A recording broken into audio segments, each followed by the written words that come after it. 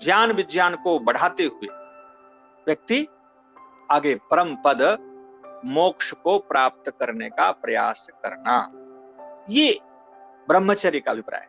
तो अहिंसा, सत्य, स्तेय और ब्रह्मचर्य। अहिंसा, सत्य, स्तेय, ब्रह्मचर्य का पालन का अभिप्राय होता है कि हम अपने जीवन को सुदृढ़, शक्तिशाली, सुगठित रखें और ज्ञान विज्ञान को बढ़ाते जाएं, परमात्मा की निकटता को प्राप्त करते जाएं। ब्रह्मणि चरितुम यस्य सशील ब्रह्मचारी, जो ब्रह्म में विचरण करता है, जो ईश्वर का चिंतन करता है, वेद का चिंतन करता है, संयम से जीवन जीता है, उसे ब्रह्मचारी कहा गया है। ब्रह्मचारी का अभिप्राय ये नहीं कि जो व्यक्ति गृहस्थी नहीं है तो वही ब्रह्मचारी रहेगा। गृहस्थियों को भी ब्रह्मचर्य रहने का वेदों में उपदेश, साधक बनने का, संयम पूर्वक जीवन, वेदों का पठन पाठन, ईश्वर की उपासना, ये विधान गृहस्थियों के लिए। अहिंसा, सत्य, स्तेय, ब्रह्मचर्य के बाद आता अपरिग्रह। अपरिग्रह अर्थात अपनी आवश्यकताओं को कम कर देना। अपनी जो आवश्यकता है उसको जितना कम करें उतना आप महाव्रती बने। एक सीमित जीवन। अभी जो हम लोगों की स्थिति है पूरे देश की, घर में बंद है, अपनी स्वतंत्रता पूर्वक हम विचरण नहीं कर सकते, भोजन आदि का भी प्रबंध नहीं कर, जितना है उतने में जीवन यापन कर रहे हैं, जैसे है वैसे जी रहे हैं। तो हम अन्य समय में भी, लॉकडाउन खुल भी जाए तो अनावश्यक समय पास करना, अनावश्यक भोजन करना, अनावश्यक वस्त्र संचय करना, अनावश्यक बातें करनी, अनावश्यक धन संग्रह करना, ये सब परिग्रह के अंतर्गत आता है। और जो महाव्रती हैं, जितनी आवश्यकता है उतने ही भोजन करना, उतने से कम में काम चला लेना, अपने शरीर की रक्षा मात्र करना, बस केवल, चाहे वो भोजन हो, वस्त्र हो, धन हो, व्यवहार हो, सीमित मात्रा में करना। अनावश्यक जो हमारे इस महाव्रत के पालन में बाधक है उसे ना करना, इकट्ठा ना करना। यदि हम अपनी आवश्यकताओं को बढ़ा लेते हैं, संसाधन को बढ़ा लेते हैं, तो निश्चित रूप से आप ये देखेंगे कि हमारा समय अधिकतर उसी में व्यतीत होता है। हम उन संसाधनों को व्यवस्थित करने में ही अधिक समय लगाते हैं, जीवन बीत जाता है। ये संसार आपसे पहले भी था और आपके जाने के बाद भी रहेगा। जो आप हम सुख भोग रहे हैं, खा पी रहे हैं, देख रहे हैं, जो घर का प्रयोग कर रहे हैं, वो मरने के बाद, शरीर छूटने के बाद कोई और करेगा। ये टूट जाएगा, फिर कोई और बना लेगा। यह संसार यथावत है। ये सारा साधन हमारी आत्मा के लिए ही भोग करने के लिए प्राप्त हुआ, ऐसा नहीं। ये कभी समाप्त नहीं होना है। इसलिए इसमें जितनी जरूरत है, जितनी आवश्यकता है जीने के लिए, उतने ही वस्तुओं का उपयोग करना, यह अपरिग्रह। अपरिग्रह स्थैर्य जन्म कथनता संबोधा। अपरिग्रह में स्थित व्यक्ति अपने जन्मों को जान लेता है कि मैं कौन हूं, कहां से आया हूं, मुझे कहां जाना है। आप विचार करके देखें कि पिछला जीवन मेरा क्या था, पीछे मेरा जन्म कहां हुआ था, कौन माता पिता थे, किस प्रकार की व्यवस्था थी, किस लोक में थे, अभी मैं कहां हूं। अभी को तो सबको पता हो जाता है, सामान्य लोगों को, लेकिन आगे शरीर छूटने के बाद हमारे कौन माता पिता होंगे, मैं कहां जाऊंगा, किस कुल में जन्म लूंगा, किस लोक में रहूंगा, कैसी परिस्थिति होगी, विचार करके देखें। इस पर तो कभी हम विचार ही नहीं करते, क्योंकि हमारे पास समय ही नहीं है। अपने संसाधनों को व्यवस्थित करने के सिवा, धन को जोड़ने के सिवा और धन को सुरक्षित रखने के सिवा हमारे पास समय ही कहां बचता है जो हम इस विचार में विचार करें, मैं कौन हूं, कहां से आया।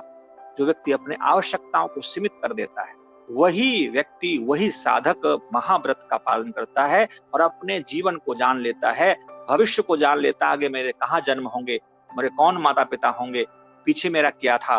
अपरिग्रह की प्रतिष्ठा होने पर, उसमें दक्षता प्राप्त कर लेने पर व्यक्ति अपने जीवन को समझने में सफल हो जाता है। अपरिग्रह की प्रतिष्ठा होने पर। और ब्रह्मचर्य प्रतिष्ठायाम वीर्य लाभ। ब्रह्मचर्य में प्रतिष्ठित होने से व्यक्ति शक्तिशाली हो जाता, महाबली हो जाता, आत्मिक, मानसिक और शारीरिक रूप से व्यक्ति सबल हो जाता। उसके अंदर से झिझक, उसके अंदर से जो एक कमजोरी है, एक भय है, वो मिट जाता है, व्यक्ति निडर बन जाता है।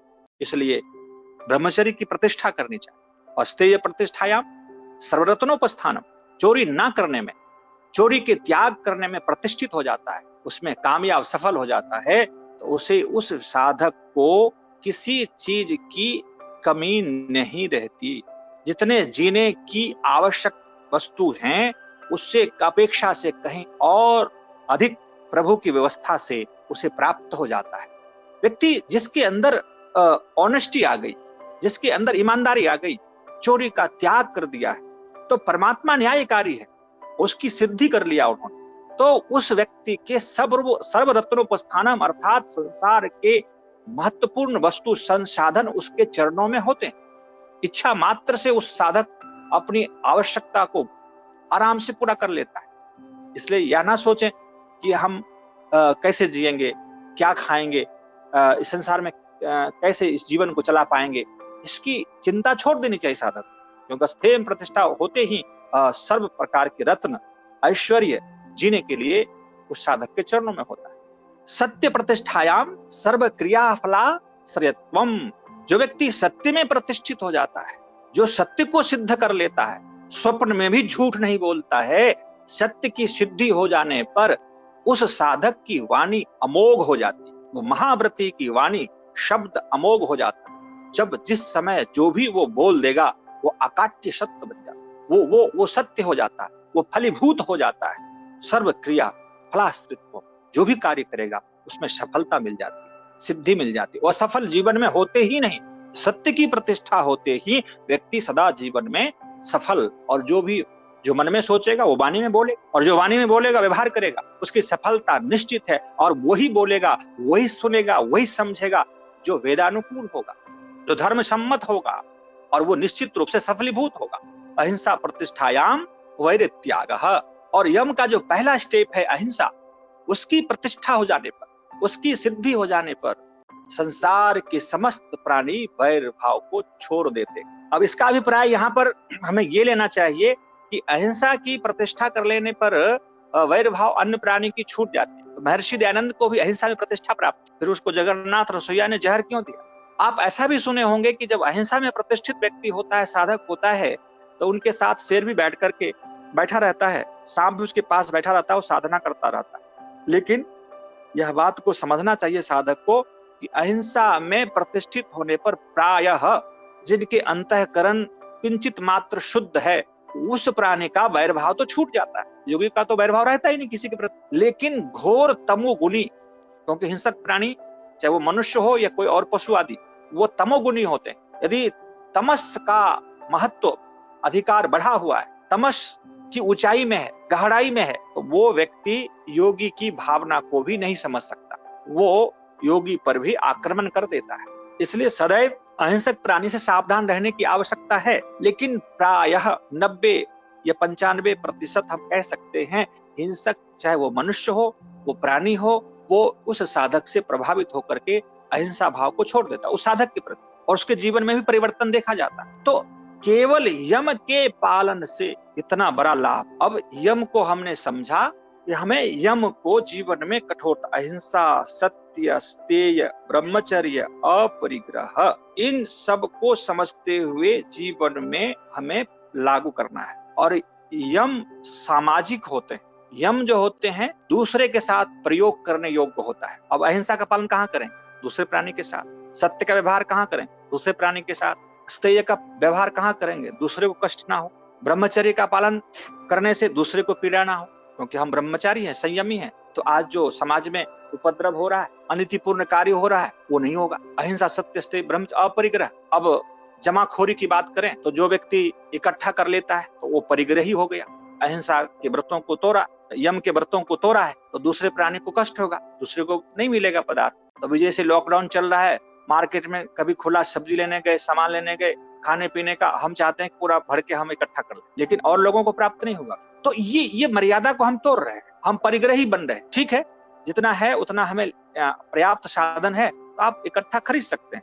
लेकिन जब ऐसी स्थिति होती है कि व्यक्ति इकट्ठा कर लेता है, तो वो समाज के साथ ही घटित होता है, दूसरे व्यक्ति प्रभावित होते हैं। तो ये जो यम है, ये सामाजिक व्यवहार है। अब नियम की बात करें तो नियम को हम थोड़ा दर्शाते हुए फिर आगे हम इसकी चर्चा करें, क्योंकि क्रमशः अब इसकी चर्चा होगी, हम समाधि तक समझने का प्रयास करेंगे। तो नियम भी 5 हैं।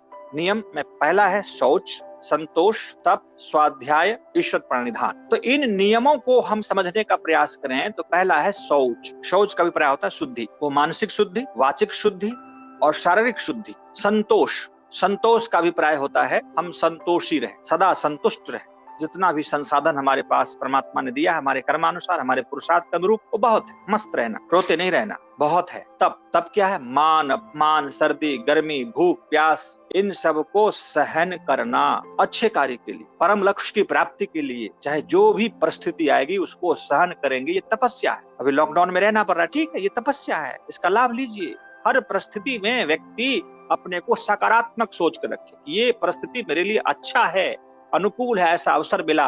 ये तो जीवन भर हम भागते रहते। कहते हैं जब ये एकांत रहने का अवसर मिला, घर में बंद रहने का अवसर मिला, तो ये समझ लीजिए कि हमारा सौभाग्य। बुद्धिमानों के लिए, ज्ञानियों के लिए ये सौभाग्य है, और अज्ञानियों के लिए, कम समझदारों के लिए, समझ जिसके पास नहीं है उसके लिए ये बंधन है, ये जेल है, पीड़ा है। वो तड़प रहे हैं घर में, कहीं कब लॉकडाउन खुले, मुझे बाहर घूमने को मिले। ज्ञानी के लिए स्वर्ग है। वाह, अच्छा अवसर मिला है, मुझे आत्मिक उन्नति करना है, शारीरिक उन्नति करना है, स्वाध्याय करना है, आत्मचिंतन करना है। ये कितना सुंदर। पहले चातुर्मास की व्यवस्था हुआ करती, 4 महीने तक वर्षा काल में सारे कार्य बंद होते, 4 महीने का लॉकडाउन हुआ करता था वैदिक काल में, और सभी लोग एक जगह इकट्ठे होकर के ऋषि मुनियों को अपने गांव में बुलाते थे और उनसे वेद का ज्ञान प्राप्त करते थे, साधना स्वाध्याय करते, सत्संग करते थे, हवन करते थे। लेकिन अब हमारे लिए 4 मास क्या, 4 दिन के लिए भी बंद होना कठिन साध्य हो जाता है।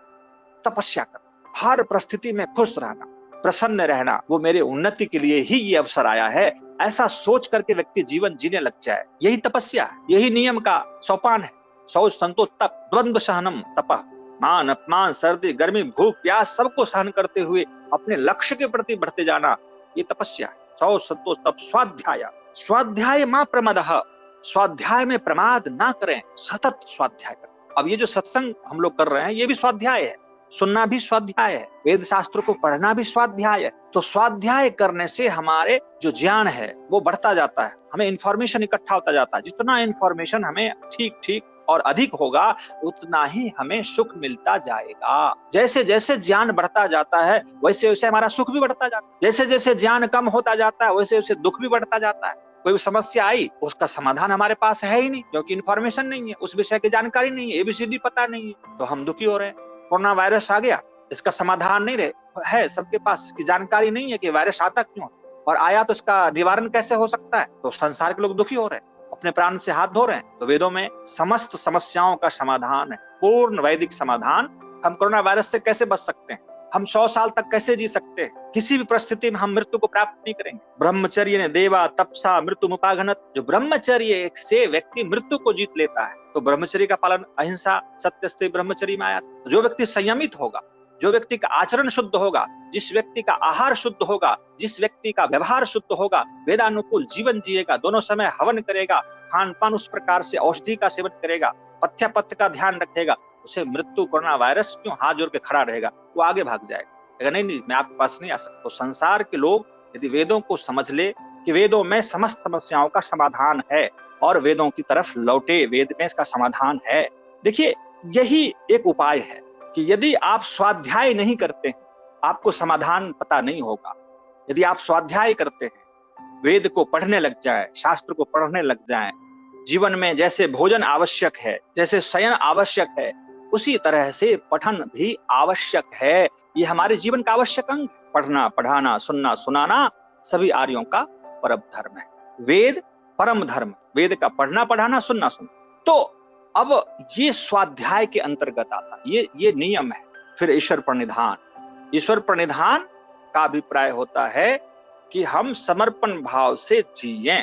हम जो कुछ भी साधन व्यवस्था हमें प्राप्त है, उस पर अहंकार भाव ना रखें, वो मेरा नहीं है, वो ईश्वर का दिया हुआ साधन है। बस अपना मान के बैठे हुए हैं कि ये मेरा घर है, ये मेरा धन है, ये मेरा परिवार है, ये मेरा शरीर है।